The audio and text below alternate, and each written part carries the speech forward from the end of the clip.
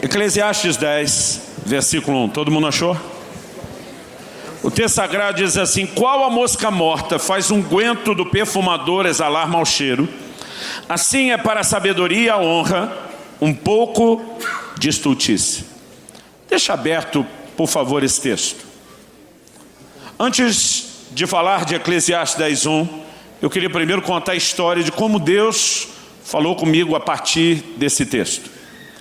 Eu estava no início do meu ministério pastoral, isso tem no mínimo 23 anos, porque eu lembro que eu já estava casado, mas tem menos de 20, porque minha esposa ainda sequer estava grávida do meu filho Israel, que já está indo para 21 anos. Então, alguma coisa aí entre 21, 22 anos atrás, não passa de 23, eu já estava no ministério pastoral, e fui convidado para pregar um fim de semana numa igreja vinculada conosco. No entanto, eu ministraria lá o fim de semana e voltaria para o domingo à noite. Na época a gente só tinha ainda a reunião do domingo à noite. E eu estava escalado, nosso pastor principal na equipe havia me escalado para pregar no domingo. No início da semana, tentando ser responsável, sabendo a correria do fim de semana, eu procurei preparar, deixar a mensagem toda pronta, para que eu ministrasse o fim de semana tranquilo e voltasse sem nenhum tipo de preocupação na última hora. Mas eu me lembro que naquele fim de semana, enquanto ministrava fora, ao acordar no sábado de manhã, eu acordei com uma impressão no meu espírito, de que aquela mensagem que eu tinha deixado pronta e preparada para o domingo, não era a mensagem que Deus queria que eu pregasse. Era uma impressão nítida no meu espírito, não era algo na minha cabeça. E, embora eu saiba que normalmente essa é a forma simples do Espírito Santo falar conosco, o testemunho interior, a Bíblia diz que o Espírito testifica com o nosso Espírito, é uma das formas como ele fala. Eu lembro que eu comecei a orar e dizer: Deus, se é o Senhor mesmo tentando falar comigo, eu realmente estou ficando aflito, porque eu tentei ser responsável e deixar essa mensagem pronta. Falei para Deus: ao longo desse sábado eu não tenho tempo para nada, eu vou ministrar de manhã, de tarde, de noite. No final do evento eu tenho uma reunião com a liderança da igreja. Depois da reunião com a liderança da igreja, eu e minha esposa sentaríamos com o pastor e a esposa dele. Eu sabia que eu ia dormir entre 2, 3 da manhã, o que de fato aconteceu. Eu falei para Deus: depois de um dia de trabalho desse, com muita hora extra, eu não consigo levantar cedo no domingo de manhã. Eu falei: acordando um pouquinho mais tarde e conhecendo a hospitalidade do interior do Paraná, esses irmãos não me deixam pegar a estrada antes do almoço. E o tempo que eu tenho depois do almoço, as horas de viagem, é para chegar em cima do laço, para o meu culto e ir direto pregar. Resumindo, falei para Deus: eu não tenho tempo de preparar nada, nem hoje, nem amanhã. Então, se de fato é o Senhor tentando falar isso comigo, não basta apenas eu saber que o Senhor não quer que eu pregue a mensagem que eu deixei pronta. Eu preciso que o Senhor acelere o processo de substituí-la por alguma outra, sendo que eu não tenho tempo para sentar, orar, estudar, preparar isso com calma. Ao longo de todo aquele dia, eu não tive tempo para nada, eu sequer pensei naquilo. E quando fui dormir de madrugada, mais ou menos no horário que eu previ, eu falei para Deus de novo, falei: Senhor, eu não aguento ficar acordado agora, estudando, tentando descobrir o que é para pregar. Eu não tenho tempo para isso amanhã. Então, se realmente é o Senhor falando, eu vou apelar para que o Senhor cumpra a sua promessa. Aos seus amados, o Senhor dá até enquanto dorme. Fica à vontade, enquanto eu deito o sono do justo, para falar comigo em sonhos, se for necessário. E eu não sei se foi ter aplicado fé dessa forma, mas a verdade é que enquanto eu dormia, eu tive um sonho. Eu sabia que não era um sonho qualquer. Na verdade, eu ouso dizer, como falavam os profetas do Velho Testamento: veio a mim a palavra do Senhor naquela noite. Eu raramente tenho algum sonho diferente do normal, ou mesmo que faça sentido, ou que dê para dizer que é espiritual. Mas naquela noite eu tive um sonho, eu sabia que era Deus falando comigo.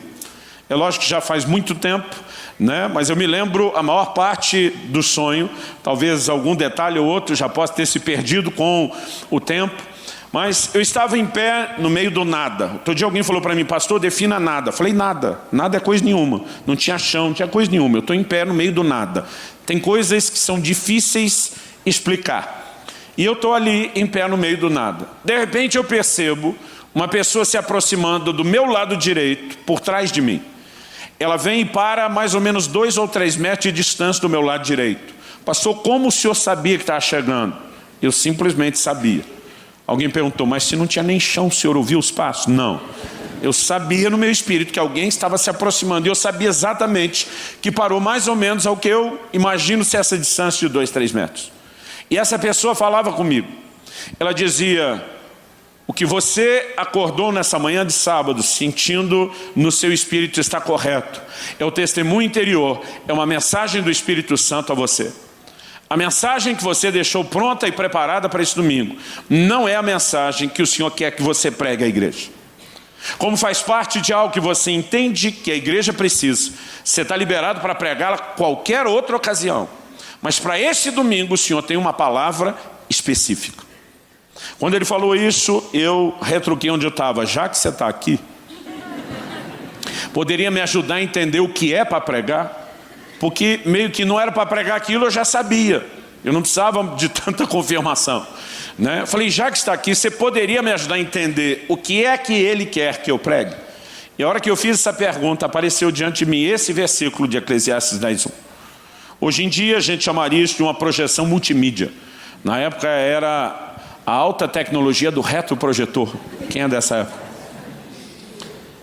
E eu vi esse texto projetado: qual a mosca morta faz unguento do perfumador exalar mau cheiro, assim é para a sabedoria a honra um pouco de estultícia. Agora, não é o tipo de versículo que normalmente está grifado na sua Bíblia. Não é o tipo de versículo que está cheio de anotações, comentários ou que você sabe de cor. Normalmente não é o tipo de versículo que você olha e diz: uau, tem uma mensagem poderosa aí. Na verdade, ainda que já com a experiência de alguns anos na época pregando, eu fiquei apavorado quando eu vi o texto. Porque a minha primeira reação foi pensar: o que é que vai sair daí? E quando eu pensei isso, essa pessoa que estava atrás de mim, não sei quem é, não sei se era um anjo de Deus, não sei se era alguém virtual só do sonho, né? Mas essa pessoa me disse: há 2 mensagens nesse versículo. Uma é literal, outra é a simbólica, profética. E diz: o Senhor quer que você pregue a simbólica, a profética. Eu honesto e sinceramente falei para ele: eu não estou entendendo nem a literal. O que dizer da simbólica? E essa pessoa, de maneira muito paciente, começou a me explicar. E diz: a maneira de você entender esse texto talvez seja a gente lançar mão de uma didática simples e falar de um ditado popular comum entre vocês. E ele me cita o que, dependendo do lugar no Brasil, eu descobri que muda a quantidade, né? Em muitos estados essa quantidade muda, mas normalmente nós temos um ditado que a gente diz: fulano pode acertar 1000 vezes, mas se errar uma, reticências. Em alguns lugares eles não falam nem de acertar 1000, é só acertar 100. Fulano pode acertar 100 vezes, mas se errar uma. Em outras palavras, essa pessoa me explicava: um pouco de coisa ruim pesa mais do que muita coisa boa. Camarada teve uma vida inteira correta, faz uma bobagem no fim da vida. Vão lembrar dele pelo quê? Pela bobagem, e não pelo histórico de integridade, por exemplo. Então, a partir desse versículo ele diz: é isso que o texto está dizendo. Assim é para a sabedoria a honra um pouco de estultícia. Na verdade, algumas versões mais atuais traduziram assim, NVI, por exemplo: assim como a mosca morta produz mau cheiro e estraga o perfume, também um pouco de insensatez pesa mais do que a sabedoria e a honra. Esse pesa mais significa o quê? Fala mais alto. Na verdade, a Nova Almeida atualizada, liberada recentemente pela Sociedade Bíblica, traduziu o seguinte: assim como a mosca morta faz o óleo do perfumador exalar mau cheiro, assim também uma pequena tolice pode ter mais peso do que a sabedoria e a honra. Ao declarar isso, ele falou: diferente do seu caso, que para entender essa explicação, eu estou lançando mão de um ditado popular. Ele diz: naqueles dias foi usado um exemplo que todo mundo conhecia. Quando fala do unguento ou do óleo do perfumista, nós estamos falando de algo que era uma realidade comum conhecida naqueles dias. Eles não tinham perfumes industrializados como eu e você temos hoje. Como se produzia perfume na antiguidade? Eles colocavam no óleo, para permanecer ali curtindo por muito tempo, essência de plantas e de flores. Porque o óleo, o azeite, ele tem a capacidade de puxar tanto o sabor como o cheiro. Tanto que até hoje na culinária a gente usa muito isso. Se coloca um monte de ervas dentro de um óleo, né? E ele não apenas vai estar aromatizado, mas ele vai ter um sabor diferenciado. Esse era o mesmo processo que nós ainda usamos na culinária, eles usavam para produzir perfumes. Alguns anos atrás, uns 8 anos atrás, eu estive no Egito, na cidade do Cairo, e nos levaram a uma loja de perfumes que ainda trabalha essa ideia e esse conceito antigo de perfume. Eles colocam a essência, ainda que hoje industrializado, do perfume no óleo. Não tem fixador, não tem nenhuma química, não tem álcool, né? É simplesmente a essência no óleo que vai curtindo, e eles ainda usam o perfume dessa forma e dessa maneira. Agora, o que é que ele está dizendo? Que se uma mosca caísse nesse perfume que estava em produção, e essa pessoa no sonho dizia, não pense na mosca doméstica. Ele diz, o que eu vou falar para você como exemplo não é o que eles tinham lá, mas é o que te ajuda a entender o que está sendo dito. Essa pessoa no sonho falou para mim, em cada estado do Brasil esse inseto muda de nome. Mas no interior de São Paulo, onde me criei, a gente chamava ele de Maria Fedida. Eu não sei como é aqui, tem lugar que é fede, percevejo, né? Mas tem um inseto miserável que quando morre, ele elimina mau cheiro. Então o texto está falando que esse inseto, ao cair no óleo e morrer, o mau cheiro dele comprometia o perfume que estava sendo preparado ou produzido. Em outras palavras, um pouco de inseto poderia comprometer muito perfume. Ele diz, ele usa isso como exemplo para mostrar que um pouco de estultice compromete toda a sabedoria e a honra. E diz, essa é a mensagem literal. Mas ele me diz, Deus quer que você pegue a mensagem simbólica, profética. Então essa pessoa no sonho dizia, o óleo é uma figura da unção do Espírito Santo. O perfume, entre outras coisas, ele me dizia, fala do bom testemunho. E ele cita, segundo aos Coríntios, capítulo 2, verso 15, quando o apóstolo Paulo diz que Deus manifesta por meio de nós o bom perfume de Cristo. Mas ele me disse, as moscas são uma figura de impureza. É o tipo de inseto que está associado ao lixo, a corpos em decomposição. E ele diz, são uma figura de impureza. Comentário meu, não dele agora. Eu penso, não é à toa que um dos nomes atribuídos a Satanás na Bíblia seja Belzebu, Senhor das moscas. E ele me disse, a mensagem que Deus quer que você pregue está relacionado exatamente com o entendimento desse aspecto espiritual e simbólico. O Senhor me disse, você vai se levantar para pregar amanhã contra as impurezas. Porque o Senhor diz, o que está faltando para a igreja do seu tempo não é unção, como muitas vezes você na oração diz, Deus, nós precisamos de unção, nós precisamos de unção. Ele diz, na verdade, o que falta para a unção de vocês é eficácia. Porque vocês estão sabotando a eficácia da unção quando permitem que impurezas toquem a unção de vocês. Ele diz, pequenas impurezas são suficientes para comprometer muita unção na vida de alguém. E ele diz, a essência da mensagem que você vai pregar amanhã depende da resposta a uma pergunta. E a pergunta que ele me fez foi, por que as moscas caíram no unguento do perfumista? E eu honesto, sinceramente respondi, eu sei lá, o texto só diz caiu, não diz como caiu. Mas as pessoas atrás de mim me diziam, é uma questão de lógica. Ele diz, as moscas só caíram no perfume porque ele estava descoberto, porque ele estava destampado. Se estivesse protegido, elas jamais teriam caído dentro delas. Ele diz, amanhã você se levanta para proclamar uma mensagem, chamando o povo de Deus a proteger a unção e a santidade. Proteger a unção e a santidade é responsabilidade de vocês. E eu me lembro que antes do sonho terminar, ele me disse, enquanto fizer isso, você vai contar aquela história e aquele episódio envolvendo o seu primo. E ele me fez lembrar de algo que estava praticamente apagado na minha memória. Antes de entrar no exemplo e na história do meu primo que ele pediu que falasse, eu gostaria que a gente levasse em conta algumas verdades bíblicas, porque eu não vim aqui te pregar um sonho, eu não vim aqui te pregar uma visão. Eu estou compartilhando apenas a maneira como eu fui guiado a entender uma verdade da palavra de Deus e a aplicar isso na vida das pessoas. Em Cantares 2, no verso 15, a Bíblia fala das raposinhas, ou das pequenas raposas que destroem as vinhas. Na verdade, nós não precisamos apenas de grandes erros ou de grandes pecados para causar um efeito terrível. Eu me lembro quando era criança, as pessoas diziam, não existe diferença entre pecadinho e pecadão, é tudo igual. No sentido de separação de Deus, sim. No sentido de consequência, não. Se eu mentir para você, eu posso consertar amanhã. Se eu matar você, eu não posso consertar amanhã. E não só de consequências naturais, mas mesmo diante de Deus. Jesus olha para Pilatos e diz, quem me entregou a ti, maior pecado tem.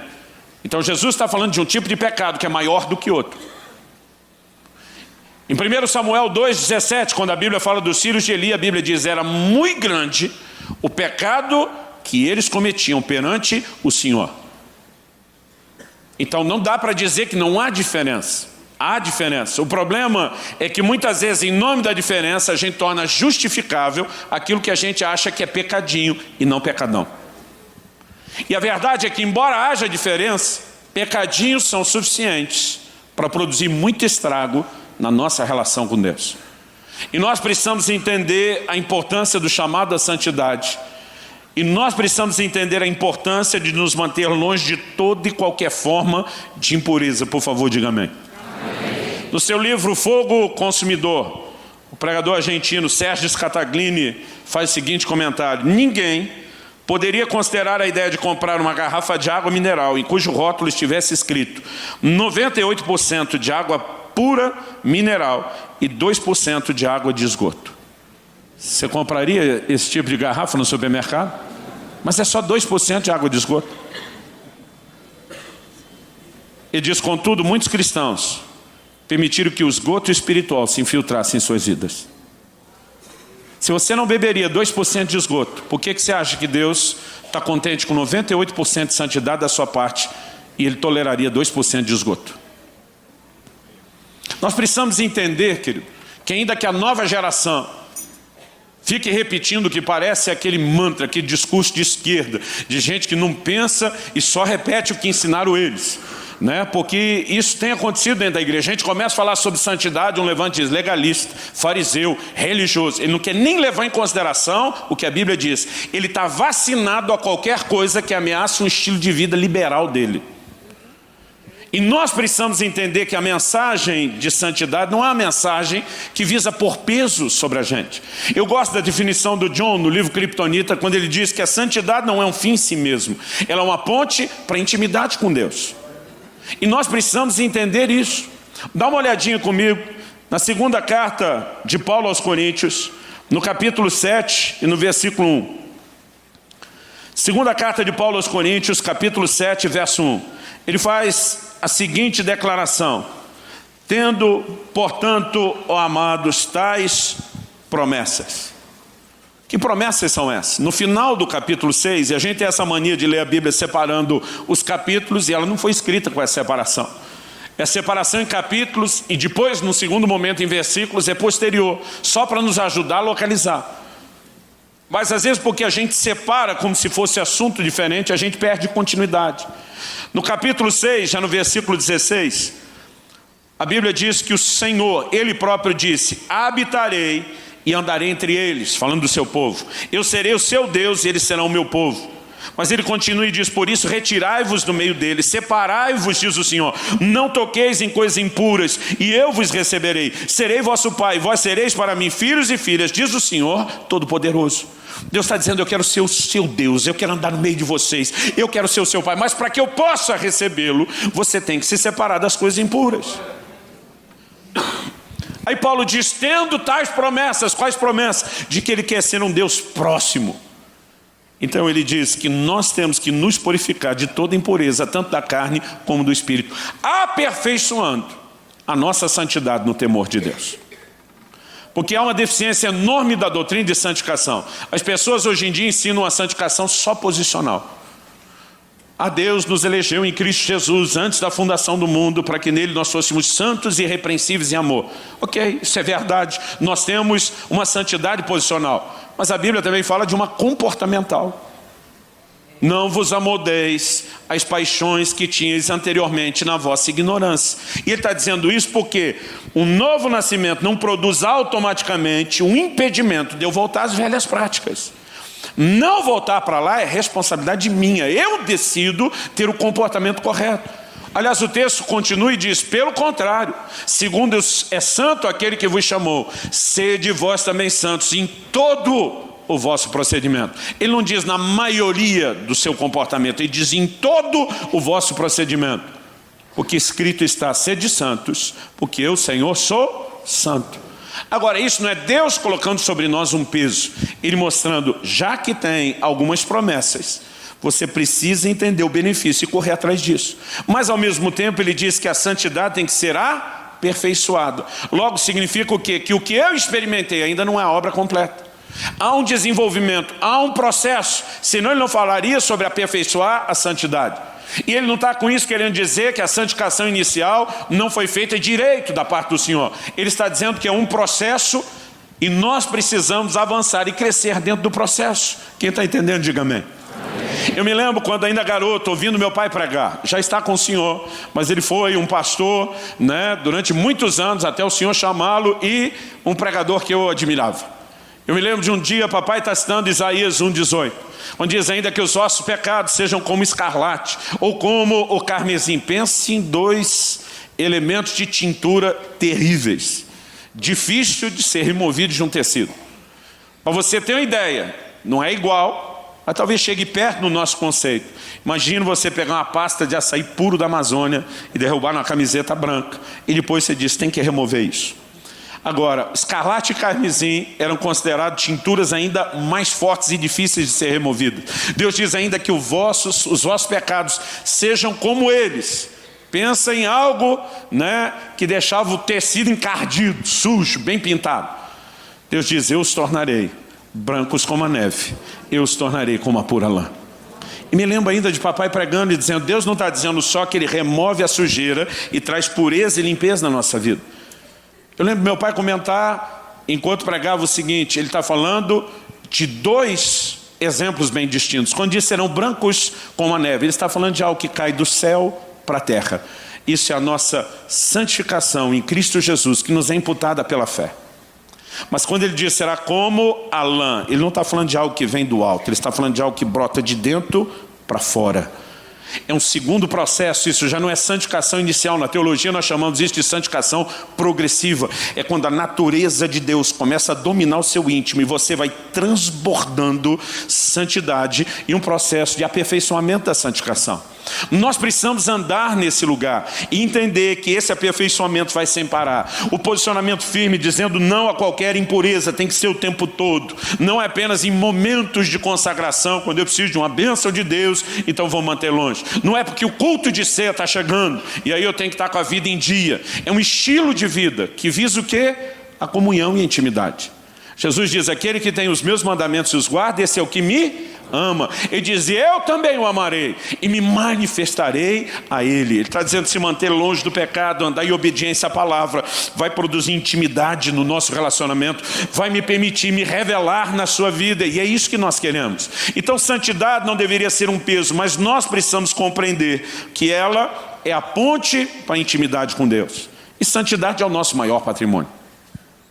Outro dia alguém disse, Deus é o nosso maior patrimônio. Eu falei, mas sem santificação você não vê a Deus. Então não dá para você valorizar Deus e não valorizar a santidade. Porque a falta dela te impede de ter Deus o seu maior tesouro. Eu me lembro de uma ocasião na adolescência, um amigo chegou para mim e falou, você venderia o dedo mindinho da sua mão esquerda por $1 milhão? Eu falei, eu não. Ele falou, cara, mas você mal usa isso para nada. $1 milhão. Eu falei, não venderia. Ele foi 10 milhões. Eu falei, para antes que eu aceite. Mas ele olhou para mim e falou, dedinho caro esse, não é? Eu falei, não estou entendendo esse comentário, para onde você vai? Ele falou, agora você vai entender para onde eu vou.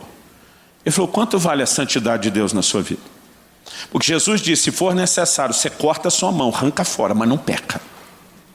Se o seu dedo vale mais do que $1 milhão e talvez os 10 milhões de dólares você ainda não cedeu, quanto vale sua mão? Ele falou, progressivamente deveria valer pelo menos uns 50 milhões. Isso se a gente contar só os dedos. Isso se o Zô tiver só o valor do dedo mindinho. Ele diz, quanto vale santidade para você dizer, eu fico sem ela toda, mas não peco? Ele olhou para mim e falou, nosso grande problema é não entender o quão importante é a santidade. Porque a gente luta como se fosse uma coisa ruim que Deus está tentando empurrar na nossa vida, quando deveria ser uma das coisas mais desejáveis na vida de cada um de nós. Entendendo o que ela nos proporciona, o que ela nos permite viver em Deus. Eu gosto de uma frase de Tozer. Ele costumava dizer, santos sem santidade são a tragédia do cristianismo. Nós estamos tentando subtrair uma doutrina que não é opcional, ela é essencial. E o problema é que nós estamos fazendo isso aos poucos, em nome de uma falta de cuidado e de vigilância que só é potencializada por uma doutrina cada vez mais equivocada. As pessoas estão distorcendo hoje em dia o entendimento do que é a graça. Graça em muitos ciclos cristãos virou uma complacência ou uma permissão para pecar.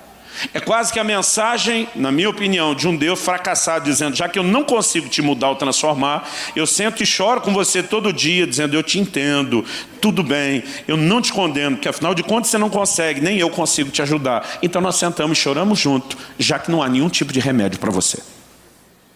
Irmão, deixa eu dizer, nós precisamos parar de pensar que graça está relacionado só com o pecado cometido. Eu sei que a graça nos alcançou quando estávamos no pecado. Aliás, Paulo diz, onde abundou o pecado, superabundou a graça. Mas quem foi que disse que graça só se manifesta no ambiente onde pecados já foram cometidos? Eu pergunto isso porque o livro de Hebreus diz que nós temos que nos aproximar do trono da graça, a fim de que encontremos misericórdia e socorro em tempo oportuno. Qual é o contexto? Ele está falando de Jesus como um sacerdote, sendo alguém que nunca pecou, que entende a nossa tentação e que Ele pode nos socorrer para que eu e você não precisamos pecar. Pelo contrário, possamos vencer como Ele venceu. Graça não é remédio só para quem já pecou. Graça é a maior força capacitadora que eu e você precisamos para não pecar mais. Não faz sentido a graça me arrancar do pecado e ela ficar se manifestando só para me limpar do pecado, para eu continuar vivendo nele. Tito 2, a partir de 11 até o 14, diz que a graça se manifestou trazendo salvação a todos os homens. E diz assim, ensinando-nos que, relegadas às paixões, às impiedades mundanas, vivamos no presente século de forma sóbria, justa e santa. A graça que nos tira do pecado nos ensina a viver longe dele, nos capacita para isso, nos empodera para isso. Mas quando nós passamos a desenvolver uma mensagem de tolerância, de permissão ao pecado, de que santidade não é tão importante, de que na verdade é um peso ou um legalismo, e não algo que Deus nos capacitaria, nós estamos impedindo as pessoas de trilhar algo que é essencial e inegociável na sua relação com Deus. E hoje em dia, como nunca, eu nasci e cresci no lar cristão. Eu estou envolvido nesse negócio desde pequeno, desde criancinha. E nunca vi tanta permissividade e liberalidade dentro da igreja como nós vemos nos nossos dias. E se você falar alguma coisa contra, vão repetir o tal do mantra religioso, fariseu, legalista. Porque as pessoas precisam defender o estilo de vida carnal onde estão. Porque elas não querem que ninguém mexa nisso. Aquele dia, quando o Senhor falou, conte a história de seu primo, Ele me fez entender a partir disso algo que eu quero tentar te ajudar a entender antes de terminar. Pois bem, vamos à história. Eu tinha 12 ou 13 anos de idade na época, eu não tenho mais certeza exata da minha idade. Meu primo era um ano mais novo que eu, então se eu tinha 13, ele tinha 12, se eu tinha 12, ele tinha 11. Nessa época, um dos lugares prediletos para a gente brincar como garoto, lá no sul a gente fala piar, né? Como menino, eram as casas em construção. Eu sou alguém que no bairro onde me criei, eu vi a maior parte das casas serem construídas. Se não falar a maior parte, no mínimo uma boa e grande parte. E um dos lugares assim prediletos para a gente brincar, especialmente quando já estavam batendo na laje e tinha um piso acima, para de cima dele pular no monte de areia, era assim o lugar da nossa alegria e realização. A nossa geração não sabe o que é isso. Eles só jogaram videogame. Não soltaram pipa, não correram atrás de balão, não fizeram muito dessas coisas que a gente fazia. Mas meu primo chega de viagem junto com a minha tia à noite.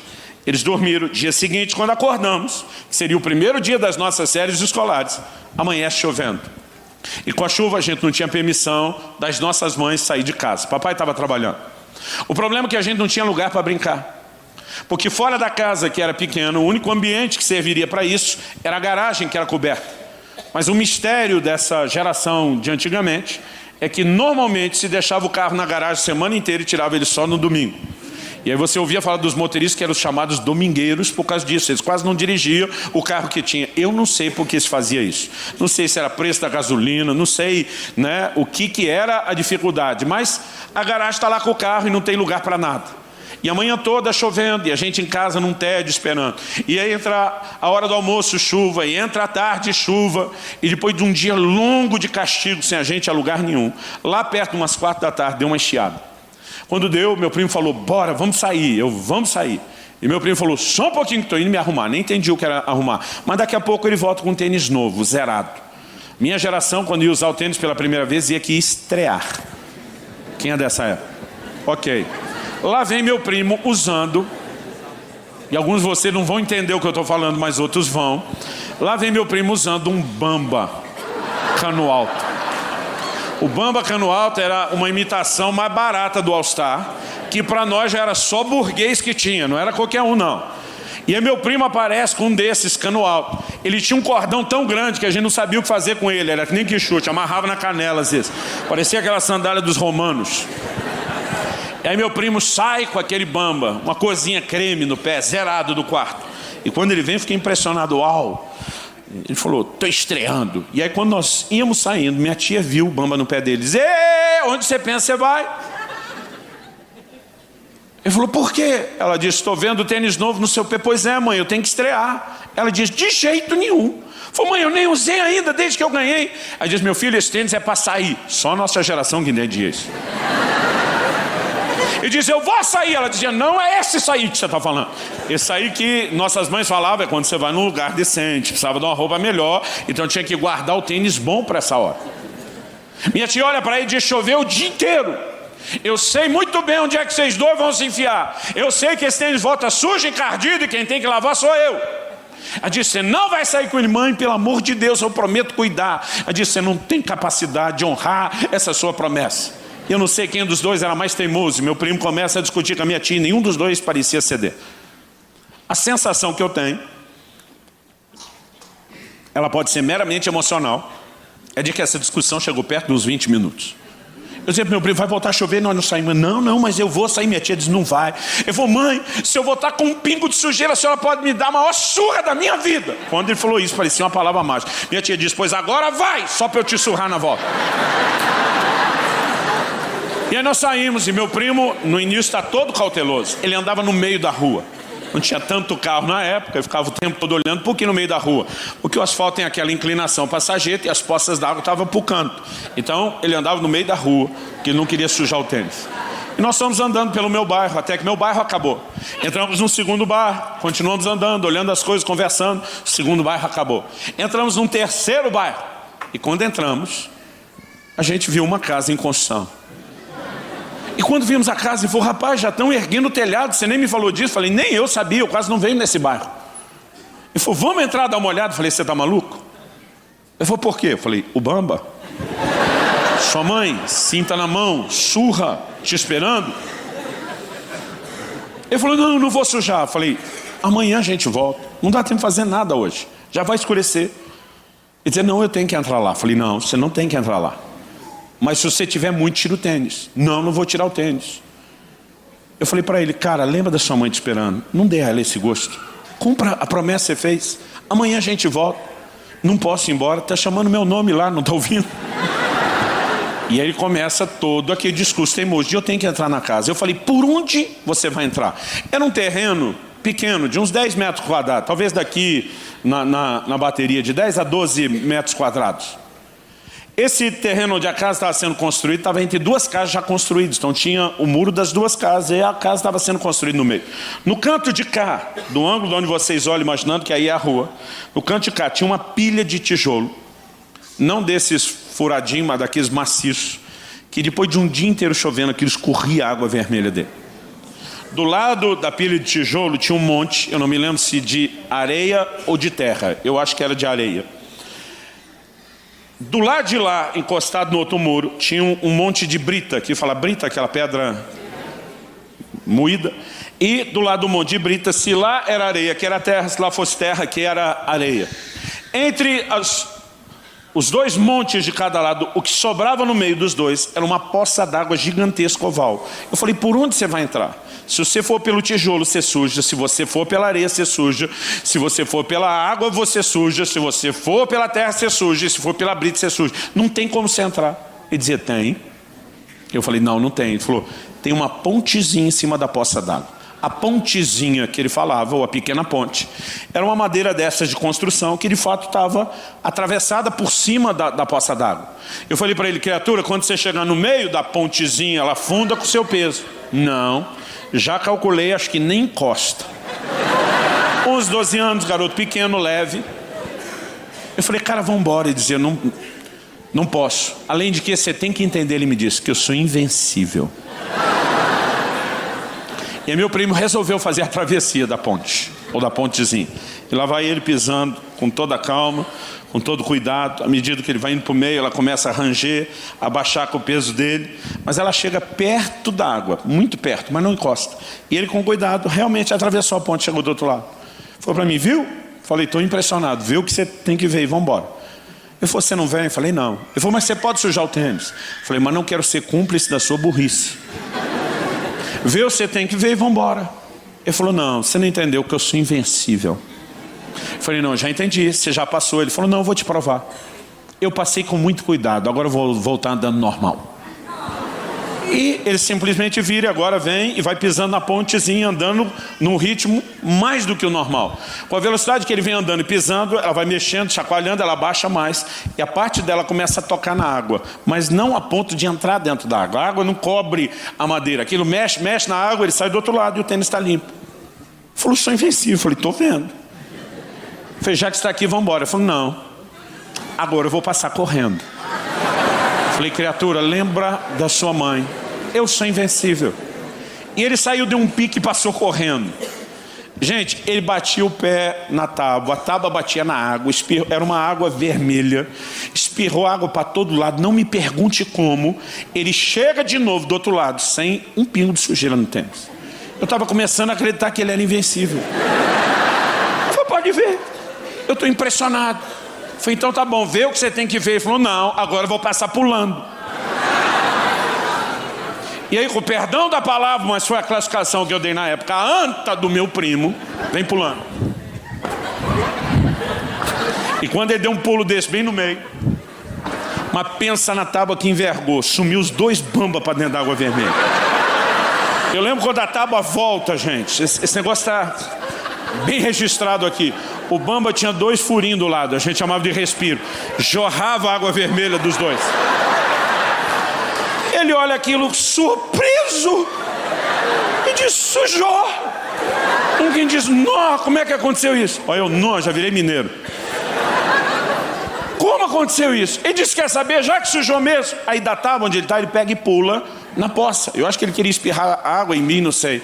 Mas no que ele pula na poça, eu levei um dos maiores sustos da minha vida. Meu primo desapareceu. Eu fico imaginando o que vai ser o arrebatamento da igreja. Sério, tem uma pessoa na sua frente, sumiu. O que eu não sabia, e levou, eu acho que quase uns 2 minutos para eu descobrir, porque meu primo é o que tinha o melhor fôlego da família. Toda disputa nossa, quem ficava mais tempo debaixo d'água era ele que ganhava, porque ele chegava perto de 2 minutos de apneia. Daqui a pouco ele sai e diz, é fundo aqui. Tinha um poço lá, gente, de 1 metro por 1 metro. A tábua estava lá por causa do poço. Depois de chover o dia inteiro, o poço encheu, transbordou, virou aquela poça imensa. Mas nessa ele correr e pular, a tábua andou. E a hora que ele pula, ele acertou exatamente o quadrado, o fosso. E ele desce pelo fosso do poço. Só que lá embaixo, ele me disse que estava cheio de entulho, galho de árvore, arame. E ele enroscou, ele não conseguia sair. Ele não tinha espaço para mexer. Ele não adiantava abrir o olho porque a água era escura. E ele, sem enxergar, ficou todo aquele tempo no desespero de soltar e voltar. Por muito pouco, meu primo não morreu afogado. Nesse dia no sonho, aquela pessoa que está falando comigo diz, o que aconteceu entre você e o seu primo aquele dia tem que servir de ilustração quando você pregar essa mensagem. Porque muita gente dentro da igreja, hoje em dia, está que nem seu primo. Ele primeiro se arrisca em algo leve, com um certo cuidado. E ele vai todo cheio de cuidado, até que ele descobre, ao olhar para trás, não deu nada não. E a partir desse momento ele vai ganhar um pouquinho de confiança, para arriscar um pouco mais. E daqui a pouco ele consegue voltar andando um pouco mais rápido. E quando descobre que não deu nada, ele ganha um pouco mais de confiança. Ele acredita que pode correr. E quando não acontece nada, ele começa de fato a acreditar que ele está nesse lugar invencível. O Senhor me disse aquele dia, muitos estão confundindo longanimidade com impunidade. No livro do Apocalipse, o Senhor fala com uma certa mulher, que ele chama de Jezabel, e diz, eu dei-lhe tempo para que se arrependesse da sua prostituição. Dei-lhe tempo, isso é longanimidade de Deus. Mas Deus diz, mas ela não quer se arrepender, por quê? Porque interpretou longanimidade como impunidade. Dá nada não. Tem muita gente hoje em dia extrapolando limites, e ele acredita que a longanimidade de um Deus que espera que ele se arrependa, ele confunde isso com impunidade. Eu simplesmente posso continuar brincando. A palavra de Deus diz, de Deus não se zomba. Tudo que o homem semear, isso também ceifará. Quem semeia na carne, da carne colherá corrupção. E quem semeia no Espírito, do Espírito colherá a vida eterna. Mas o problema é que nós começamos com pequenas tolerâncias. E cada vez que a gente não vê nada de tão terrível acontecer, é como se a gente perde um certo nível de escrúpulo e começa a avançar para os demais. O Senhor me disse, a maioria dos casais que você teve que restaurar, depois de terem lidado com a dor do adultério, o Senhor diz, o adultério não aconteceu da noite para o dia. O Senhor diz, a maioria deles nasceu com pequenos jogos emocionais, com pequenos flertes, com pequenas tolerâncias a certas impurezas, que cada vez se constatava, não deu nada, se criava coragem para se avançar um pouco mais. Se o processo tivesse sido abortado nessa fase inicial, nunca teria chegado ao ponto que chegou. O Senhor me diz, o seu remédio não é apenas ficar levantando gente que já chegou ao fundo do poço, é ajudá-los a não chegarem lá, a não caírem lá.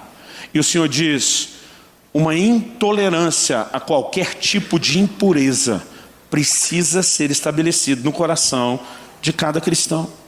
Quem está entendendo, diga amém. Amém.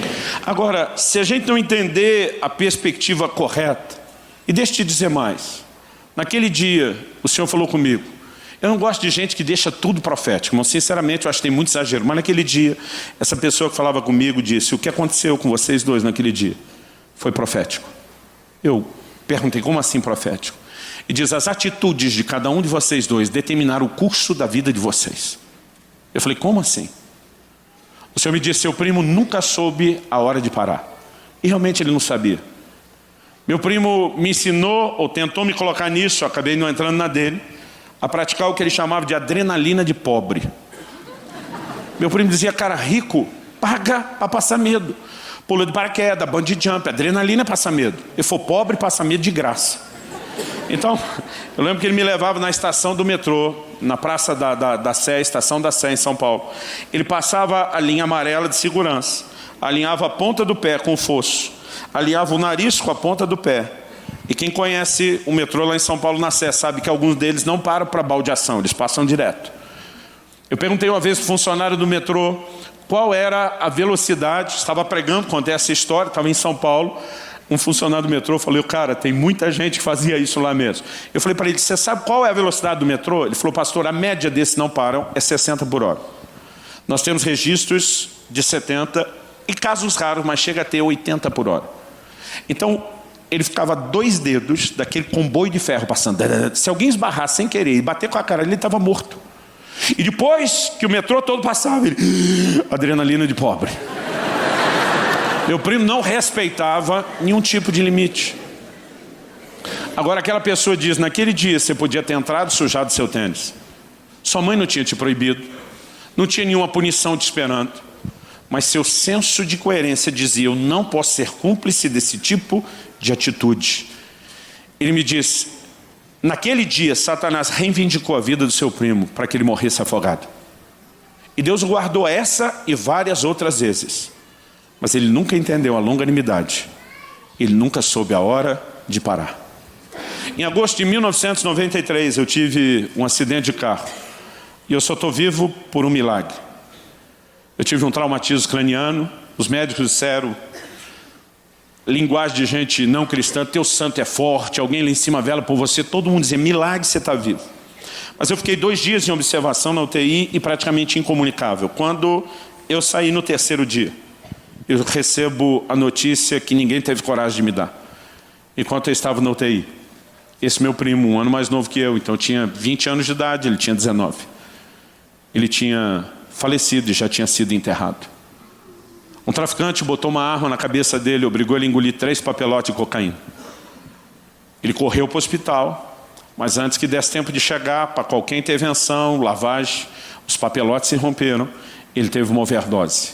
Eu não sei se ele teve tempo, ou se teve tempo, não sei se ele teve lucidez para se consertar com Deus, uma vez que ele conhecia a palavra e não estava vivendo ela. Eu espero que isso possa ter acontecido, eu não tenho nenhuma garantia de que eu vá encontrá-lo na eternidade. Eu espero que isso um dia aconteça. Mas o Senhor diz, a vida dele foi poupada vez após vez. E ele nunca soube a hora de parar. Ele diz, enquanto Satanás conseguiu reivindicar e levar a vida dele, a sua foi soberanamente preservada. Mas o Senhor diz, a escolha de cada um de vocês determinou o destino de vocês. E diz, quando você pregar sobre esse assunto, conte essa história. E diga às pessoas que espiritualmente não se comportem como seu primo. Porque tudo que você precisa para anular o poder desse óleo é só um pouco de impureza. Às vezes nós achamos que a gente só vai azedar e estragar as coisas se fizer muita coisa errada. Mas basta um pouco delas. E eu queria que você ficasse em pé para parecer que está acabando.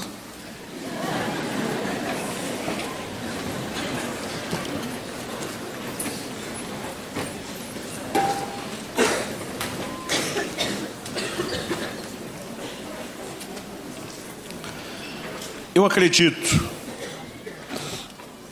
quando a palavra de Deus diz no livro de Hebreus, ainda não resististes até o sangue na luta contra o pecado, que nós precisamos não só entender que há uma luta contra o pecado a ser travada, como também eu e você precisamos estar dispostos a dar tudo de nós. Quando a Bíblia diz, ainda não resististe até o sangue, está dizendo, se necessário, morra lutando, mas não se entregue. Nós precisamos preservar a santidade, nós precisamos preservar a unção. E eu gostaria que você, nessa hora, pudesse não apenas levar isso em consideração, mas eu gostaria que nós pudéssemos orar e colocar diante de Deus nossas vidas. Eu não vim aqui te apontar o dedo, eu não vim aqui jogar pedra em você, mas eu espero de alguma forma ser um instrumento de advertência. Se você é um desses que está passando pela ponte que não deveria, ou se já está, em vez de passar com zelo e cautela, atravessando sem medo nenhum. Ou talvez você já esteja até no nível de quem está correndo nesse tipo de ponte. Normalmente quando se começa a pular em cima dela, a coisa azeda. Eu espero que você ouça a advertência de Deus. Que você se arrependa, que você se posicione, que você se conserte. E a única razão para estar aqui falando desse tipo de coisa é porque é um Deus que ama você mais do que você pode imaginar. Um Deus que sabe o dano que o pecado traz. Não apenas as consequências de estrago na sua vida espiritual, familiar e o resto. Mas Isaías 59 diz que as nossas iniquidades fazem separação entre nós e Deus. O Deus que nos criou para estar perto dele não quer que você estejamos presos no pecado. Ele quer que a gente viva num lugar de profunda comunhão e intimidade. Eu tenho repetido muito ultimamente a frase de Deus para Adão quando Adão peca no Éden. Deus pergunta a Adão, onde você está? Deus não pergunta para ele o que é que você fez. Porque o problema não é o que Adão fez, o problema é onde o que ele fez acabou levando ele para longe de Deus. E Deus diz: onde você está? O que é o desabafo de Deus? Eu não queria ter perdido nossa comunhão e intimidade. Eu não queria você distante. E eu não queria você escondido. Quando eu e você começamos a entender que Deus não é mera e simplesmente um Deus exigente, mas um Deus que nos ama profundamente, e que anseia por esse relacionamento de comunhão, de intimidade conosco, nós vamos entender que santidade é apenas uma ponte que nos leva a viver nesse lugar. A verdadeira realização não está no pecado. A Bíblia fala de um dos filhos de Davi, que desejou e muito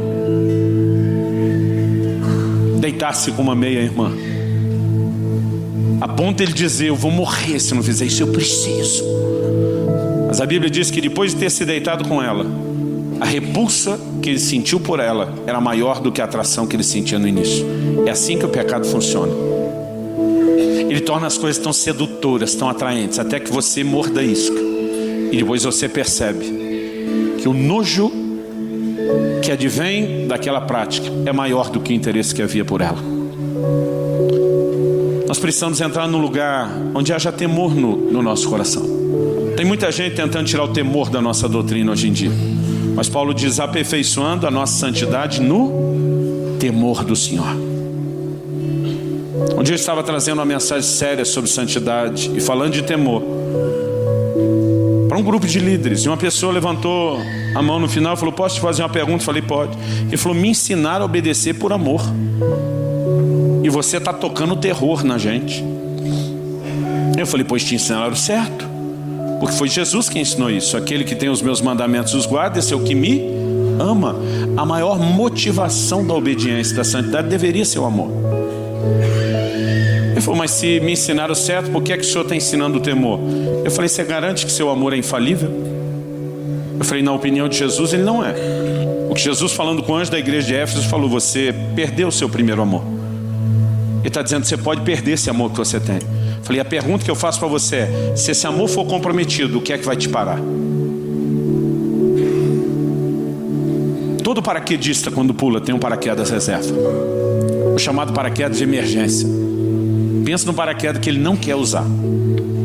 Conversei esses dias com um amigo que, como paraquedista, tem uma experiência muito maior que a minha, que é nenhuma. Mas eu gosto de falar que a minha, por um instante você me imaginar pulando. Falei: cara, me fala um pouco do paraquedas reserva. Ele falou: o nome técnico é paraquedas de emergência. Ele falou: nenhum paraquedista quer usar. Eu falei: por que não? Porque tem medo dele falhar como primeiro? Ele falou: é muito raro o paraquedas de emergência falhar. Primeiro, ele é bem menor, o velame, né, todo ele é bem mais fácil de abrir, ele abre depressa, ele tem um nível de cuidado com a forma como é dobrado, que é muito difícil ele dar problema. Ele falou: então, a gente não quer usar, não é porque tem medo dele não abrir, a gente sabe que ele vai abrir. Eu falei: por que não quer usar? Porque ele falou: como ele é menor, ele chega a ter 30% do paraquedas, do tamanho do paraquedas normal. A gente não desce num voo panorâmico como o primeiro. Na verdade, você vem que nem uma pedra, e se não souber dar as devidas voltas e aterrissar, você se quebra todo na hora de chegar no chão. E diz: aquele paraquedas é só para salvar a sua vida, ele não é um passeio. E diz: mas quando o paraquedas normal falha, todo paraquedista é grato a Deus de ter o reserva, mesmo que não queira usar. Eu contei essa história para aquele camarada e falei: o meu amor pelo Senhor é meu paraquedas principal, mas o meu temor é o paraquedas reserva. E a Bíblia não me manda escolher entre um e outro. As duas coisas são partes. Tendo tais promessas, meu amor, meu interesse por ele, aperfeiçoe a santidade no temor, ficou reserva. Porque se o seu amor falhar, alguma coisa precisa parar você. Quem está entendendo, diga amém. Pai, eu tentei da melhor forma possível compartilhar aquilo que o Senhor colocou no meu coração. Mas se o Senhor não vivificar a tua palavra, terá sido só um discurso, só uma palestra. E nós precisamos de mais, muito mais do que isso. Por isso eu oro por cada um dos meus irmãos e irmãs aqui. Eu oro por aquela aplicação personalizada que só o Senhor pode fazer. Eu oro que a tua palavra seja nessa noite, mais uma vez, como um martelo que esmiuça a rocha. Todo coração endurecido, empedernido, possa ser tocado pela tua palavra. Que Que seja uma noite não apenas de instrução, não só de advertência, mas também de arrependimento, de conserto, de determinação, de andar nesse lugar de cuidado. Ajuda-nos a entender o grito do teu coração por intimidade. Ajuda-nos a entender santidade como ponte para intimidade, não um legalismo pesado. Mas ajuda-nos a entender também que santidade se aperfeiçoa no temor do Senhor. Abre os nossos olhos. Nós suplicamos a tua graça e a tua ajuda, em nome do Senhor Jesus. Clique e veja mais vídeos como esse.